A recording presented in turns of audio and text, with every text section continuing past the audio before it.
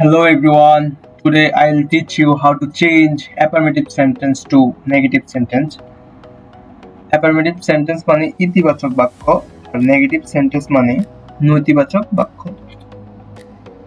এখানে affirmative structure আছে, দেখো subject plus verb plus object. এখানে সাবজেক্ট মানে কর্তা, ভার্ব মানে কাজ আর অবজেক্ট মানে বস্তু। আর নেগেটিভে কি আছে? নেগেটিভে আছে subject plus do does did plus not plus verb.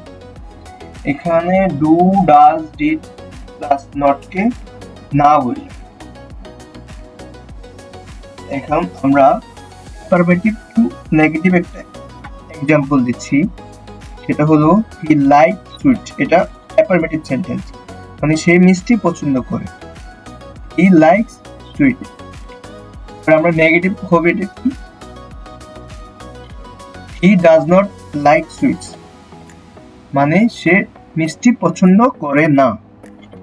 এটাই হলো অ্যাফার্মেটিভ টু নেগেটিভ সেন্টেন্স। আর আমি এখানে নিচ্ছি কিছু এক্সাম্পল ইম্পর্টেন্স রুলস দিয়ে দিচ্ছি। দেখো হি সি ইট হলে ডাজ নট ব্যবহার হবে, আর আই উইল উই দে হলে ডু নট ব্যবহার হবে। আর ফার্স্ট টেন্স হলে তো এখানে ডিড নট তুমি ব্যবহার করতে পারবা। তো আজকে ছিল আমাদের এই ভিডিও।